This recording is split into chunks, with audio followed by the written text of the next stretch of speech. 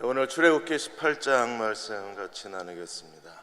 A.W. 토저가 오늘 예수 그리스도의 교회에 가장 큰 원수가 있다 그랬습니다.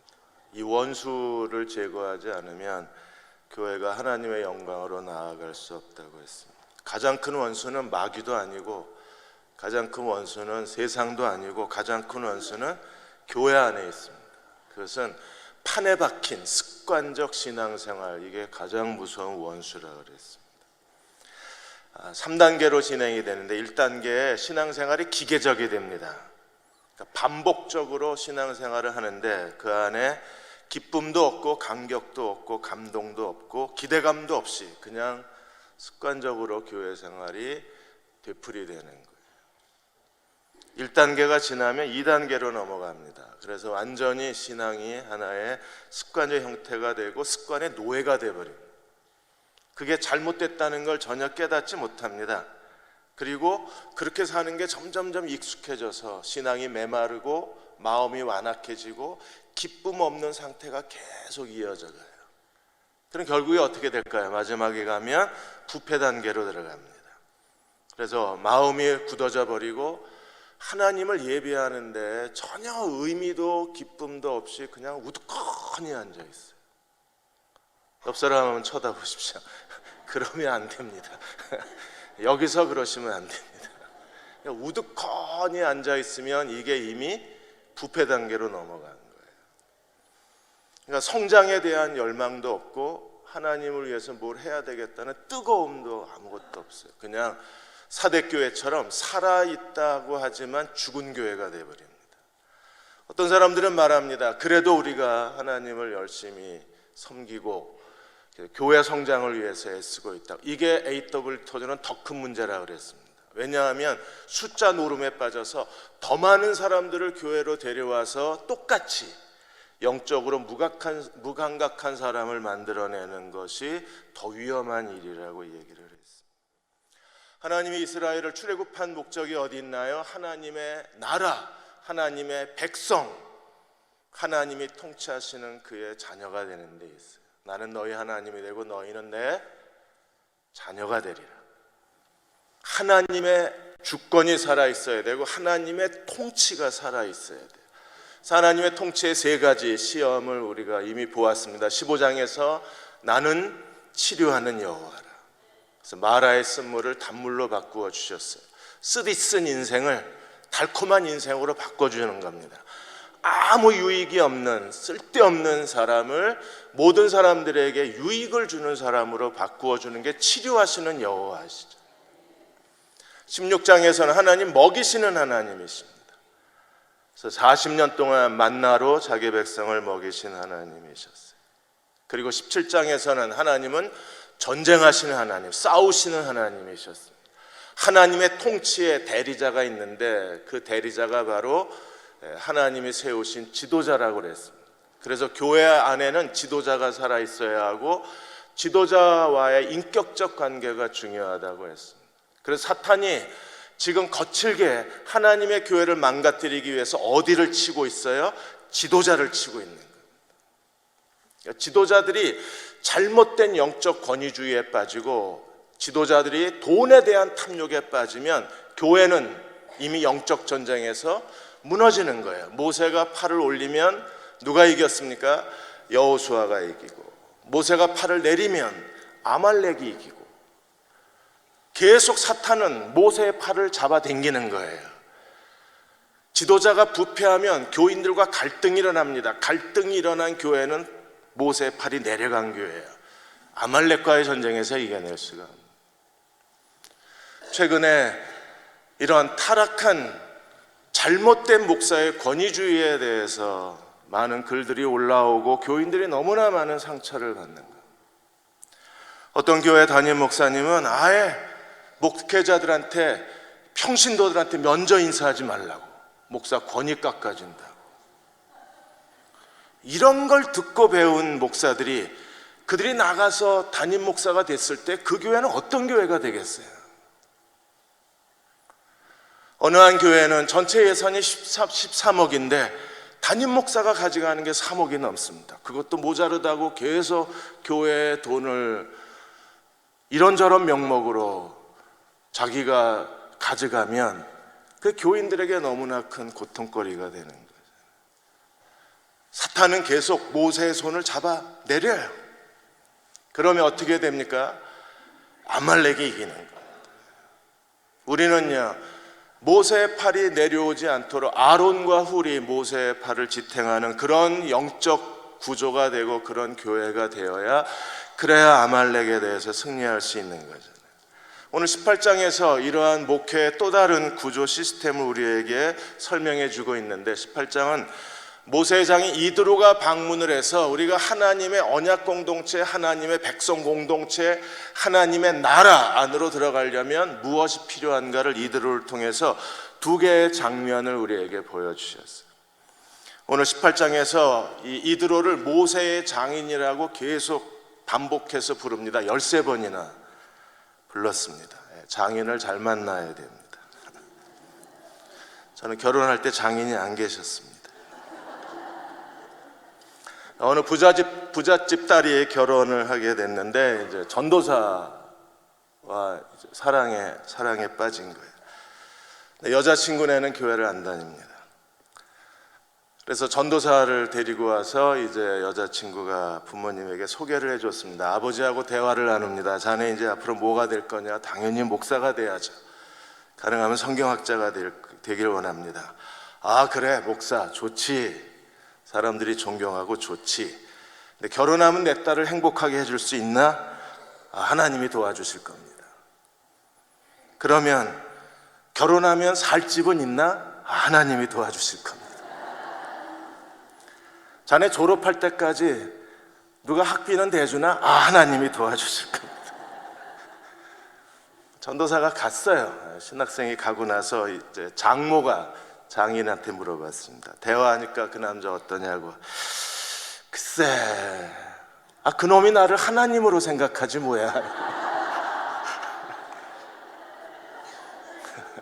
장인이 도와주셔야 돼.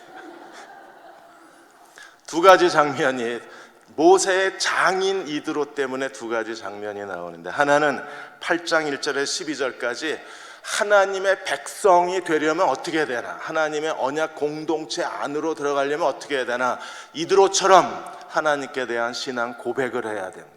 교회만 다닌다고 되는 게 아니라 반드시 신앙을 고백하고 하나님 앞에서 교제권 안으로 들어가야 하나님의 언약의 백성이 되는 거예요. 18장 1절에 보시면 이드로가 하나님이 이스라엘에게 행하신 하나님의 기적과 능력에 대한 소문을 들었습니다. 그 당시에 그렇게 미디어가 발달되지 않은 시대에도 이 출애굽의 소문은 빠르게 흘러들어가서 미디안 땅에 있는 장인의 귀에까지 들어갔어요. 그래서 모세의 장인이 아내 십보라와 두 아들을 데리고 모세를 찾아왔습니다. 여기에 두 아들의 이름은 하나님이 이스라엘을 위해서 행하신 일이 무엇인가를 보여주는 하나의 출애굽의 하나님의 신학이 두 아들의 이름에 그대로 담겨져 있어요. 두 아들의 이름이 뭐였습니까? 3절에 보시면 게르솜, 이방인 땅에서 나그네가 되었다. 거기서 나그네가 되었다.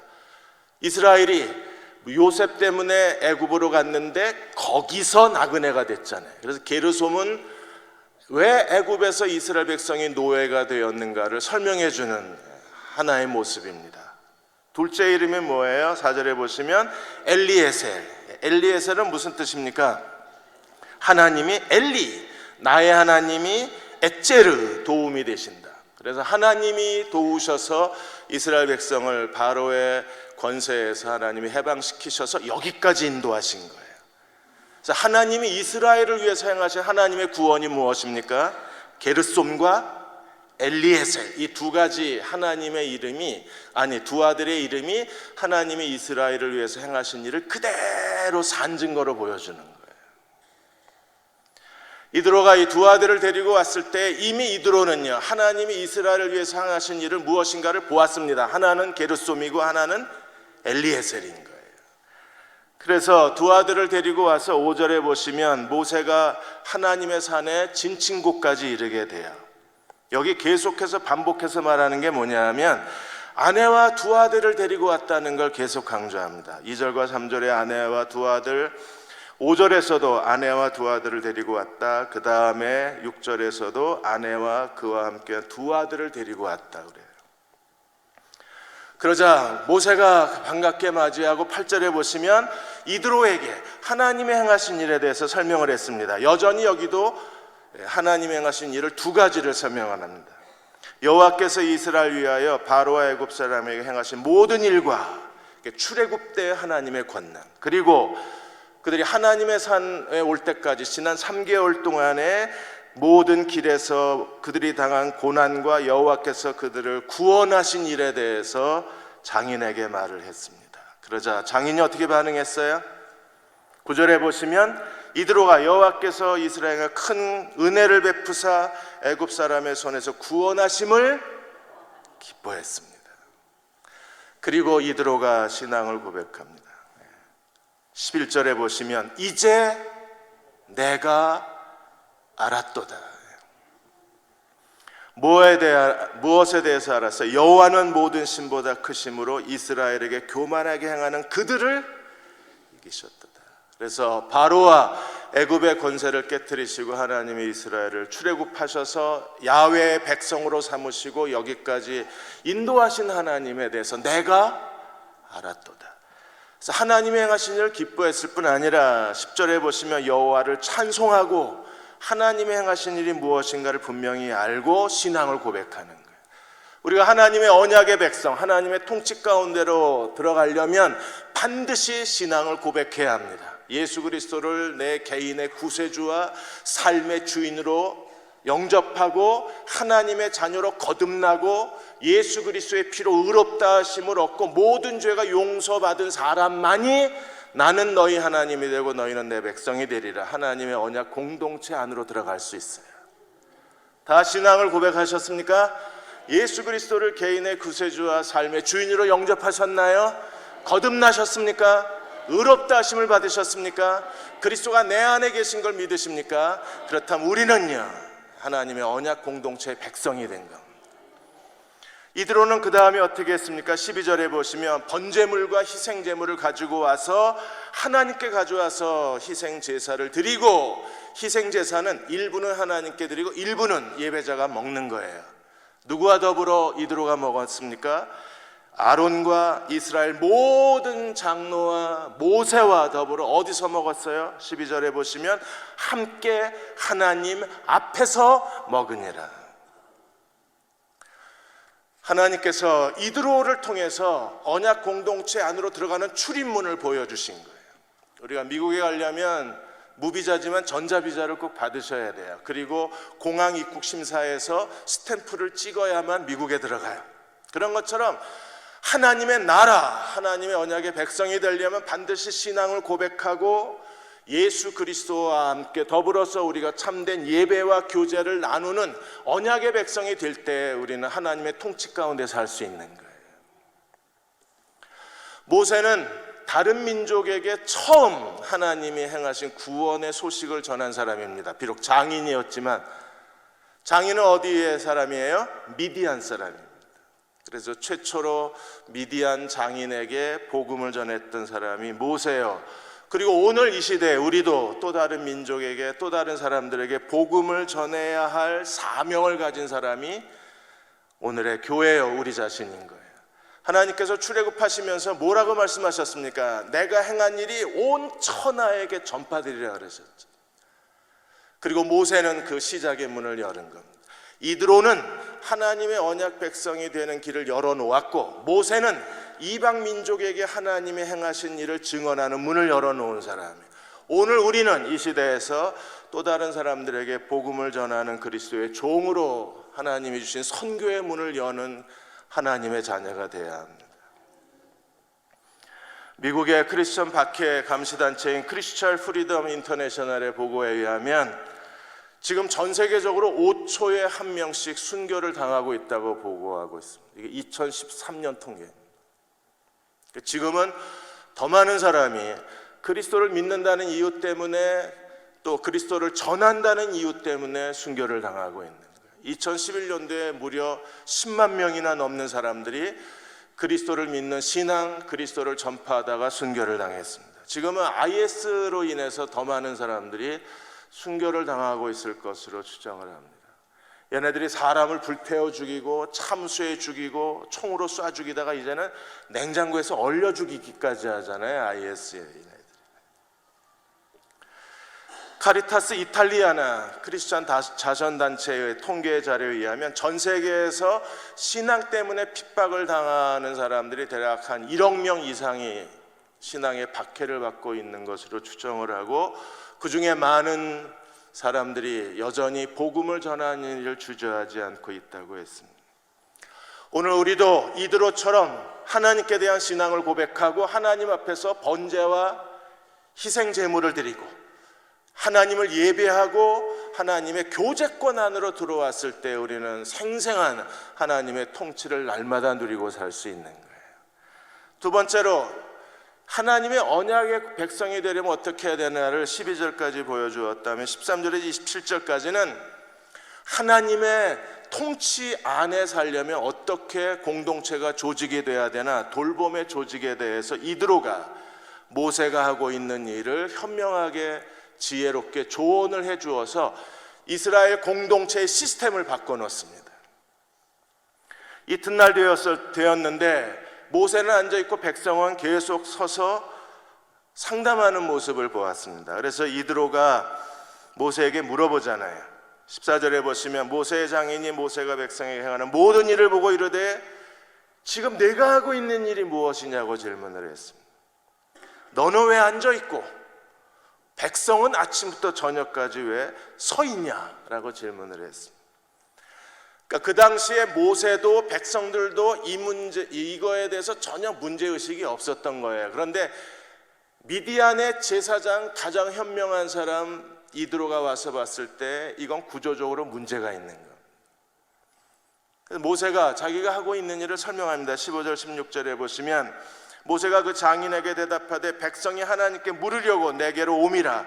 그들이 일이 있으면 내게로 오니 내가 그 양쪽을 재판하여 하나님의 율례와 법도를 알게 하나이다. 재판이라고 하는 샤바트라는 단어는 우리가 알고 있는 지금 재판이 아니라 그들이 어떤 문제가 있을 때 하나님의 뜻을 물으러 오는 겁니다. 그래서 하나님이 뭘 원하시는지를 하나님께로부터 가르침을 받기 위해서 그들은 여러 가지 문제로 인해서 민사나 형사 소송 사건들이 일어났을 때마다 이제 모세를 찾아와서 재판을 받는 거예요. 그 하는 일이 지금 하나님의 야훼 공동체, 하나님의 통치 가운데 하나님이 하셔야 될 가장 중요한 일이 뭐예요? 우리가 어떤 문제를 받았을 때 하나님의 뜻을 알려주시고 하나님께서 이렇게 하라고 지시하시는 일이 하나님의 통치잖아요. 그러니까 모세는 지금 하나님의 통치의 대리자가 되어서 백성들에게 행할 일을 알게 해주고 있는 겁니다. 이걸 재판한다고 얘기하는 거예요. 이걸 재판이지만 오늘말로 하면 목회적 돌봄 또는 상담해 주는 겁니다. 누군가가 하나님의 뜻을 내게 알게 해 주어야 그래야 내가 하나님 뜻대로 순종할 수 있잖아요. 그런데 이드로가 봤을 때 이건 너무 피곤한 조직인 거예요. 그래서 17절에 모세의 장인이 그에게 이르되 내가 하는 일이 옳지 못하다. 옳지 못하다가 아니라 좋지 못하다. 좋지 못했어요. 왜요? 백성도 지치고 모세도 지치는 겁니다. 그래서 18절에 같이 한번 읽어볼까요? 너와 또 너와 함께한 이 백성이 필경 기력이 쇠하리니 이 일이 내게 너무 중함이라 내가 혼자 감당할 수 없습니다. 모세 혼자서 이 모든 일을 하는 구조가 됐을 때는 백성도 피곤하고 모세도 피곤하고 이거는요 결국 어느 순간에 다 조직이 와야 되고 이렇게 백성을 돌보는 것은요 너무 피곤한 일이기 때문에 모세가 백성들을 충분히 돌볼 수가 없는 거예요. 이거는 큰 병원에 대형 병원에 아주 유명한 의사보다도 이게 도대체 교인들 그 백성들이 계속 한 줄로 서 있는데 이게 돌본다는 게 쉬운 일은 아니었을 거예요. 그래서 이드로가 아주 현명한 제안을 합니다. 어떻게 해요? 19절에서 그가 22절까지 이렇게 얘기를 합니다. 먼저 이제 내 말을 들으라. 내가 한 방침을 가리키리니 하나님이 이것을 용납하시면, 하나님이 이것을 기뻐하시면 너는 이대로 행하라고 가르쳐 준 게 그게 바로 피라미드 조직입니다. 라인 시스템이야.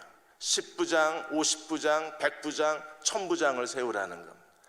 그래서 작은 일은 10부장, 100부장, 50부장, 1000부장이 감당을 하고 큰 일은 내가 감당을 하라는 거예요. 무슨 얘기예요?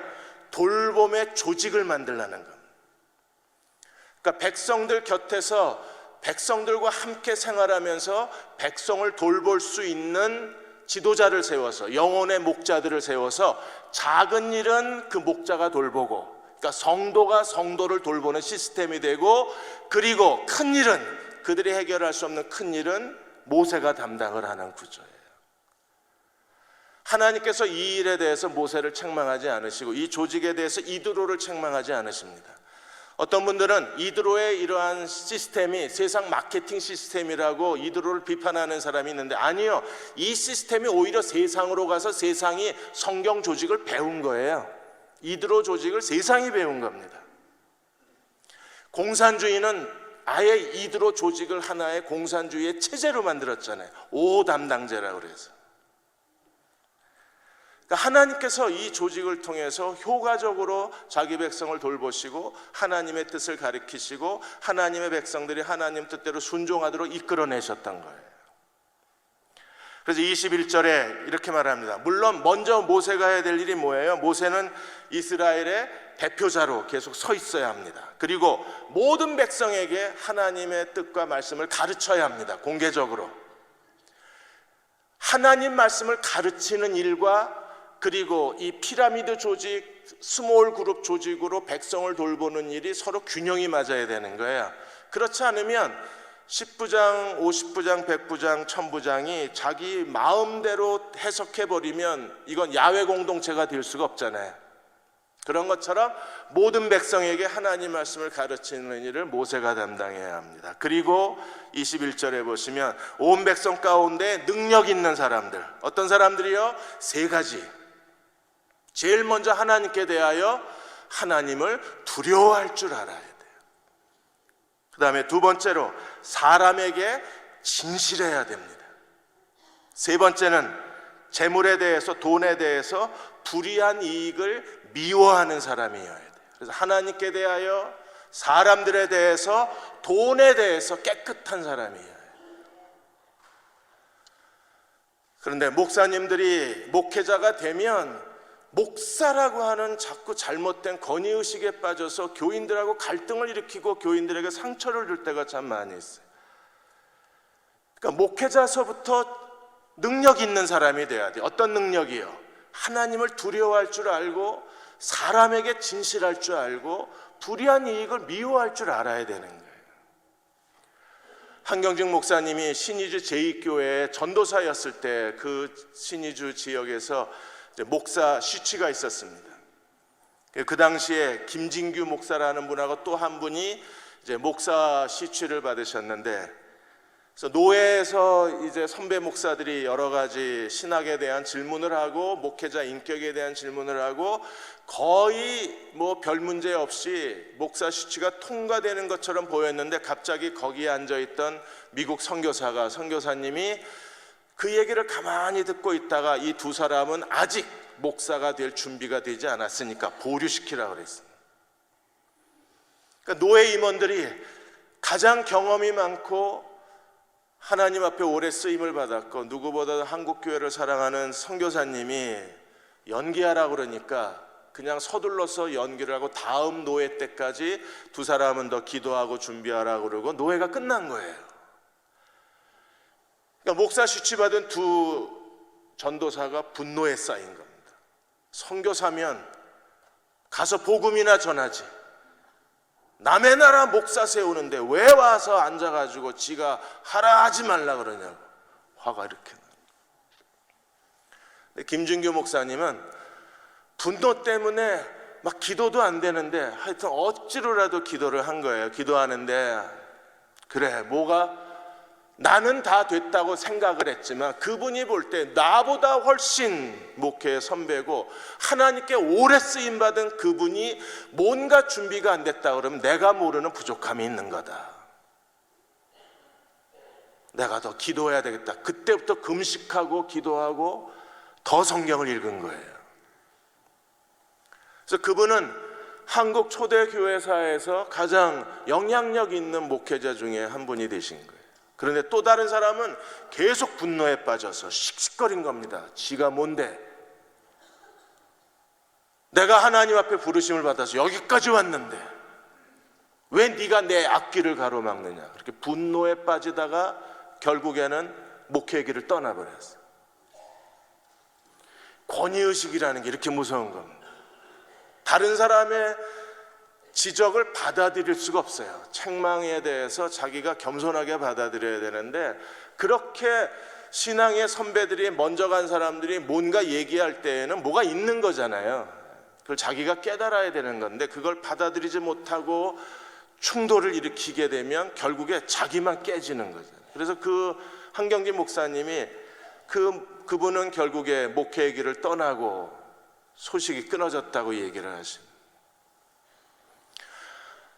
능력 있는 사람이 어떤 사람입니까? 하나님을 두려워할 줄 알아야 되는 거예요. 그러니까 김준규 목사님은 하나님을 두려워할 줄 아니까 하나님이 뭔가 내가 아직 준비되지 못한 것을 지적하셨나 보다 하고 무릎을 꿇었는데 무릎을 꿇지를 못하는 겁니다.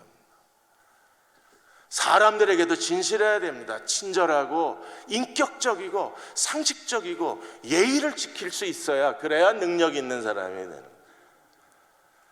무엇보다도 이런 불의한 이익에 대해서, 돈에 대해서 깨끗한 마음을 가져야 하나님이 더 능력 있게 쓰시는 거죠. 제가 대흥교회에 왔을 때 저는 이렇게 대흥교회를 모르고 왔습니다. 전혀 알지를 못하고. 왜냐하면 7년 동안 밖에 나가 있었고, 그리고 한국에 들어와서 이것저것 새로운 교회 프로젝트를 준비하느라고 너무 정신없이 다녔기 때문에 대흥교회가 어떤 교회인지 정말 모르고 왔어요. 여기에 와서 얘기를 들었습니다. 그래서 제일 먼저 한 일이 뭐냐면, 이드로가 했던 것처럼 이 안에 목양 시스템을 만드는 게 급했습니다. 성도들 한 사람 한 사람이 지쳐 있었고 상처를 받고 마음이 너무 피곤해져 있었기 때문에, 그래서 서둘러 만들어낸 게 목양 시스템이었어요. 그래서 교회 속에 교회 비전을 가지고 7개 지역교회를 만들어내고, 그래서 교구보다도 훨씬 더 하나님께 대한 그런 공동체, 진정한 교회 공동체를 세우고 돌봄의 공동체를 세우기 위해서 교회 속에 교회 비전을 세우고 이제 목사님들을 그 지역교회의 담당 목사로 다 세운 거예요. 그리고 안수 집사님들을 엘더, 평신도 목회자로 이름을 변경을 해서 이제 엘더 시스템을 만든 거예요. 그래서 지역교회 조직과 엘더 시스템, 그리고 목장과 구역 조직, 지금 맞벌이를 하시는 분들이 많이, 직장생활하는 분들이 많이 계시기 때문에 교회, 한국교회적으로 목장의 숫자가 계속 줄어들어갑니다. 그래서 시간이 되신 분들은 목장으로 모이고, 그렇지 못한 분들은 이제 구역이라는 조직을 활용을 해서 교인을 관리를 하는 겁니다. 이분들도 누군가를 상담해야 하고, 집안에 경조사가 있을 때 어디다 연락을 해야 되고, 신앙을 누군가 끊임없이 돌봐줘야 되기 때문에, 그래서 목장과 구역의 이중 조직으로 만든 이유가 여기에 있는 거예요. 엘더 시스템은 저희가 지금 엘더 미니스트리의 그 보고서를 낼 정도로 저희는 정말 새로운 도전의 시작입니다. 제가 처음에 만들었던 것은 사역 조정팀이었습니다. 그런데 당시에 장로님들이 훨씬 더 나은 아이디어를 가지고, 제가 생각하지 못한 아이디어를 가지고 아예 부서에 장로님 한 분씩 배치를 해서 목회자와 장로의 1:1 시스템을 만든 거예요. 저는 거기까지는 생각을 못했습니다. 장로님들께서 회의하시고 전체 교회 조직을 목회자와 장로의 1:1 시스템으로 만들어서 가르치는 자, 다스리는 자가 하나의 팀이 되어서 하나님의 백성을 돌보게 만든 거예요. 이게 제대로만 돌아가면 정말 획기적인 교회 시스템이 되는 거예요. 저희가 원하는 것은 하나님을 두려워할 줄 알고 사람에게 진실하고 더러운 이익을 욕심내지 않는 그런 능력 있는 사람들이 하나님의 사랑으로, 하나님의 지혜로 교인들을 돌보기 시작하면, 그리고 하나님 말씀, 하나님의 뜻을 가리키고 하나님의 사랑으로 격려하고 하나님의 인도하심 따라 순종하게 만드는 거대한 목양 시스템이 대흥교회 안에 조직이 될 수 있다면, 하나님은 놀랍게 대흥교회를 축복하실 수밖에 없어요. 모든 사람이 다 목장, 구역, 십부장 제도 조직에 들어오는 건 아닙니다. 왜냐하면 신앙생활을 혼자 조용히 하고 싶은 분들도 계십니다. 그런 분들은 그분들의 원하는 것을 우리가 인정해 드려야 하고, 돌봄의 조직에 들어오실 분들, 목장에 들어오실 분들, 그 다음에 구역에 들어오실 분들을 우리가 서로 다 환영하며 기뻐해 줘야 돼요. 그리고 이드로가 아론과 모세와 장로들과 더불어 하나님 앞에서 같이 제물을 나누어 먹었던 것처럼 우리가 함께 제물을 나누어 먹고, 그리고 서로가 서로를 돌보아주고 서로가 서로를 이끌어준다면 하나님이 얼마나 놀랍게 우리를 축복하시고요. 우리는 그런 하나님의 축복과 하나님의 인도하심을 받고 싶은 겁니다. 그래서 완전히 모세의 사역에 둘로 나뉘어진 거예요. 22절에 보시면 때를 따라 백성을 재판하게 하라. 큰 일은 모두 네게 가져갈 것이요 작은 일은 모두 그들이 스스로 재판할 것이. 여러분, 작은 일들도 다 담임 목사에게 가져오기 시작하면요, 여기 3년마다 목사를 바꿔야지 교회가 제대로 돌아갑니다. 제가 해보니까요, 3년은 못 버티겠다는 생각이 들어요. 이걸 중간에서 작은 일들은 다 스스로 그 안에서, 조직 안에서 처리가 돼야지, 이게 전부 담임 목사에게로 돌아오면 이건 뭐 모세도 감당을 못했으니까 우리같이 평범한 사람들은 더 감당하기가 어렵죠. 그리하면 그들이 너와 함께 담당할 것인즉 일이 네게 쉬우리라 그랬어요. 처음에 어떻게 시작이 됐습니까? 너무 어렵다 이건. 그런데 이렇게 조직이 되면 너무나 쉽다 이렇게 되는 거예요. 그래서 쉽다는 건 뭡니까? 모든 백성이 하나님의 사랑으로 돌봄을 받게 된다는 거잖아요. 우리에게 필요한 사람들은 어떤 사람들이에요? 이 재판관, 10부장, 1000부장, 100부장, 50부장, 10부장, 이분들이 하나님 앞에 헌신된 사람으로 백성을 돌봐줘야 되는 거예요. 신명기에서는 뭐라 그랬습니까? 신명기 1장 11절 13절에서는 모세가 이렇게 신명기에서 회고를 합니다. 너희 조상의 하나님 여호와께서 너희를 현재보다 1000배나 많게 하시며 너희에게 허락하신 것 같이 너희에게 복 주시길 원하노라. 그런즉 나 홀로 어찌 너희의 괴로운 일과 너희의 힘겨운 일과 너희의 다투는 일을 감당할 수 있? 나 혼자 어찌 너희의 어떤 일, 괴로운 일 많으시죠? 그 다음에 힘겨운 일, 10년을 기도하는데도 그 자식이 안 변하죠. 그 다음에 너희의 다투는 일, 이 인간은 왜 나이가 들수록 더 이렇게 험악해지는지 모르죠. 이런 일들이 우리 주변에 항상 있잖아요. 그래서 이 일을 어떻게 하라고요? 너희 각 지파에서 지혜와 지식이 있는 인정받는 사람들, 지혜가 있어야 되고 상식적이어야 돼요. 상식적이라는 것은요, 인격적이어야 돼요. 사람을, 대부분 교회에서 일어나는 크고 작은 어려운 일들이 왜 일어납니까? 내가 누군가를 믿고 신뢰하고 상담을 했는데 그 다음날 교인이다 알아. 이건 정말 공동체를 파괴하는 정말 무서운 행위입니다. 나를 신뢰해서 내게 상담을 한 건데 죽을 때까지 무덤까지 가져가야 될 일이 그 다음날 사람들에게서 소문이 하나 둘씩 나오기 시작하면 그 교회 더 다닐 수가 없잖아요. 그 교회를 다니는 게 아니라 그 지역을 떠나야 되는 거예요. 그래서 자꾸 세종으로 가잖아요, 사람들이. 지켜줘야 되는데, 그러니까 지혜와 지식이 있는 인정받는 사람들, 그러니까 지혜가 있고 영적 분별력이 있고, 그리고 하나님의 마음을 가지고 그 사람을 진심으로 돌봐줄 수 있는 사람. 제가 월요일 날 미션 파트너스의 그 위원회 회의가 있어서 하루 종일 가서 회의를 했었는데, 거기 지금 미션 퍼스펙티브스 훈련이 일어나고 있는 거예요. 근데 인천에 있는 한 형제 얘기를 들었습니다. 스텝인데, 그러니까 리더가 되는 거예요. 자기 소그룹의 리더가 되는 거예요. 근데 소그룹 리더가 얼마나 헌신적인지, 거기 퍼스펙티브스 공부하러 온 형제 중에 한 사람이 아버지가 갑자기 쓰러지신 거예요. 자기 교회 청년도 아니에요. 그냥 퍼스펙티브스로 훈련받으러 온 겁니다. 그랬는데 이 리더가 저녁마다 그 형제의 아버지의 병실을 방문을 해서 기도를 해주는, 그러다가 아버지가 돌아가셨어요. 하나님의 부르심을 받았습니다. 그런데 장례가 경주예요. 근데 이 친구가, 리더가 경주까지 간 겁니다.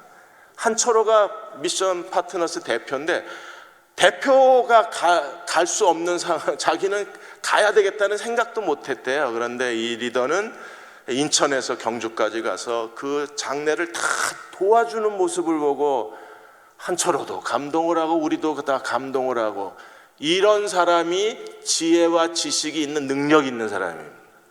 영혼의 목자, 어떻게 사랑해야 될까를 아는 사람. 열왕기상 3장 9절에 솔로몬이 하나님 앞에 기도했습니다. 솔로몬이 뭐라고 기도했어요? 이 주의 이 많은 백성을 내가 어찌 재판할 수 있사오리까? 듣는 마음을 종에게 주사 주의 백성을 재판하여 선악을 분별하게 하옵소서. 저는 이 기도를 계속해서 이 기도를 저도 합니다. 하나님, 듣는 마음을 주셔서 주의 백성을 선악간에 분별하게 해 주옵소서. 그래야 하나님의 뜻을 제대로 얘기해 줄 수 있잖아요. 사도행전에도, 초대교회에도 분쟁이 생겼습니다. 헬라파 과부하고 유대파 과부 사이에 분쟁이 생기자 사도행전의 초대교회도 이드로 시스템이 그대로 조직이 돼요. 그래서 어떤 일이 일어났나요? 사도행전 6장 2절에 4절까지 12사도가 모든 제자를 불러 이르되 우리가 하나님 말씀을 제쳐놓고 접대를 일삼는 것이 마땅하지 아니하니 형제들아 너희 가운데 성령과 지혜가 충만하여 칭찬받는 사람, 그러니까 성령 충만하고 지혜가 충만하고 칭찬받는 사람. 칭찬받는 사람은요, 사람들에게 신뢰를 줄 수 있고 사람들에게 인격적으로 받아들여질 수 있고 존경할 만한 사람들이잖아요. 칭찬받는 사람 7을 택하라. 우리가 이 일을 그들에게 맡기고 우리는요 오직 기도하는 일과 말씀 사역에 힘쓰리라. 그러자 어떤 일이 벌어졌어요? 말씀 사역에 힘쓰고 7명의 사람들은 성령과 지혜가 충만한 칭찬받는 사람 7사람들은 사람을 돌보는 일을 힘쓰고, 접대는 돌보는 겁니다. 그러니까 가르치는 일에 힘쓰고 돌보는 일에 힘쓰자 어떤 일이 벌어졌어요? 사도행전 6장 7절에 하나님 말씀이 점점 왕성하여 예루살렘에 있는 제자의 수가 더 많아지고 제사장의 무리도 이도에 복종하니라. 심지어 유대 제사장들이 복음 앞에 굴복당하는 말씀의 권세가 나타나기 시작한다. 대형교회도 이렇게 됐으면 좋겠습니다. 하나님 말씀이 점점점 왕성해지고 교인들은 제대로 돌봄을 받아서 불평과 원망이 없고, 그렇게 되면 하나님의 사랑이 공동체 안에 살아있으니까 제자의 수도 많아질 것이고 복음을 거역하는 사람들도 복음에 굴복하지 않을까요? 여러분, 서로가, 이건 조직입니다. 조직이 있다고 성도를 돌보는 게 아니라 내가 너를 돌봐주면 서로가 서로를 돌봐주는 목양 공동체가 됐을 때 하나님께서는 우리의 이 공동체를 축복하시고 여기에 하나님의 권능이 나타나게 되는 거예요. 우리 모든 사람이 다 매력적인 사람이 되고 우리 모든 사람이 다 정말 뛰어난 하나님 나라 시민이 되어서 우리가 성령 충만하고 한 사람 한 사람이 지혜가 충만하고 한 사람 한 사람이 칭찬받는 사람으로 살아갈 수 있다면 서로가 서로를 의지할 수 있고 서로의 마음을 터놓고 얘기할 수 있고 어떤 문제든지 같이 상담하고 하나님의 뜻을 물을 수 있는 그런 인간관계가 될 수 있다면 하나님은 우리를 통해서 더 놀라운 일을 행해내실 수 있을 거예요. 조직은 아무리 완벽해도 그냥 조직일 뿐입니다. 조직을 움직이는 건 사람이기 때문에 사람이 없으면 아무리 조직을 잘 만들어놔도 소용이 없어요. 그러나 사람이 뛰어나면 조직이 없어도 보이지 않는 조직이 사람을 돌보는 겁니다.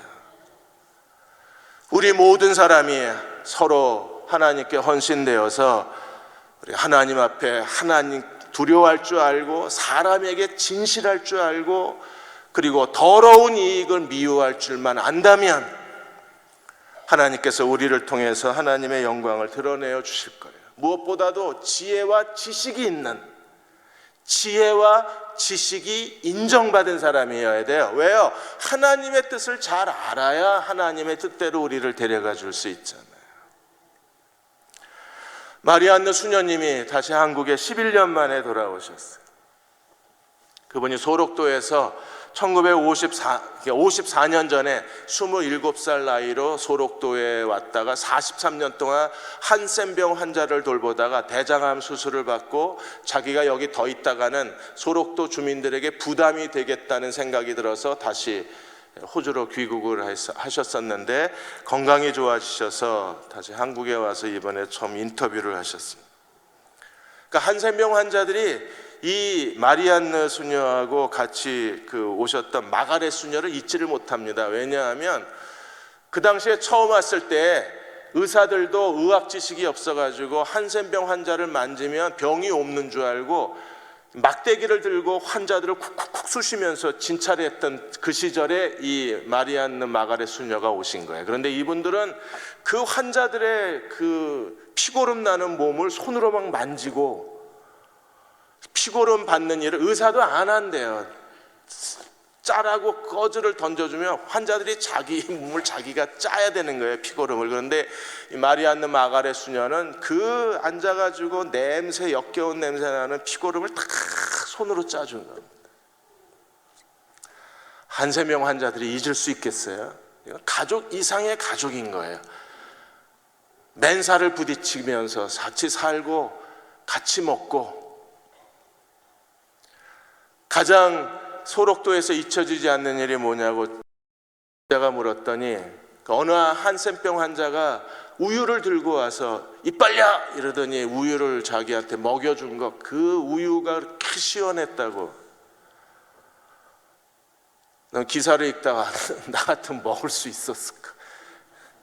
손가락 다 잘라지고 피고름이 나는 손으로 우유를 부어주는데 먹을 수 있었을까?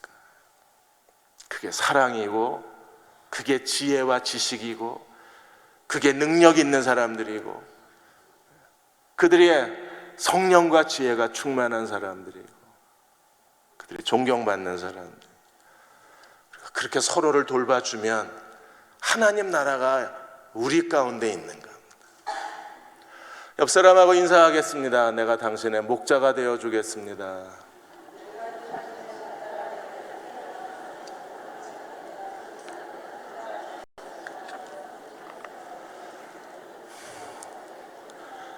다시 인사하겠습니다. 날 좀 돌봐주세요.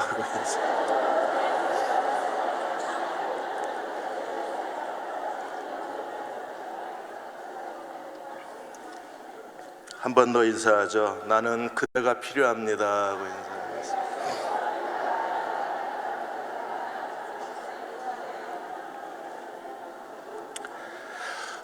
혹시 저희 목사들로 인해서 상처받으신 분들이 계시면 다시 용서를 구합니다. 저희도 아직 부족한 게 많아서요. 일부러 그런 건 아니었을 겁니다. 저희도 어떻게 일을 하다 보니까 여러분의 마음에 상처를 많이 드린 것 같은데 용서해 주시고 여러분도 저희 목회자들의 좋은 목자가 되어 주십시오. 저희도 헌신적으로 주님을 더 섬길 수 있을 것입니다. 그러한 대응기를 주의 이름으로 축원합니다. 아버지 하나님, 그런 죄로 인하여서 완전히 죽고 멸망할 수밖에 없었던 인생이지만은 하나님께서 그 인간을 사랑해 주시고 하나님이 역사해 주셔서 저희들에게 구원의 길을 열어주시고 하나님의 생명을 저희들에게 부어주심을 감사하고 감사합니다. 아버지 하나님, 하나님께서 우리에게 주신 이 생명을 통해서 매일매일 성장할 수 있도록 축복해 주시고 성숙하는 단계까지 이르게 하여서 하나님의 영광을 나타낼 수 있는 귀한 하나님의 자녀들이 될 수 있도록 축복해 주시옵시기를 간절히 바라고 나옵나이다. 지금은 우리 주 예수 그리스도의 무한하신 은혜와 아버지 하나님의 크신 사랑하심과 성령의 교통하시고 역사하심이 매일매일 하나님이 주시는 생명을 통해서 내 자신도 살고 이웃도 살고 많은 사람들에게 생명이 증거될 수 있도록 하나님께서 인도해 주시기를 간절히 바라오며 모든 말씀을 예수님 주고 나옵나이다. 아멘.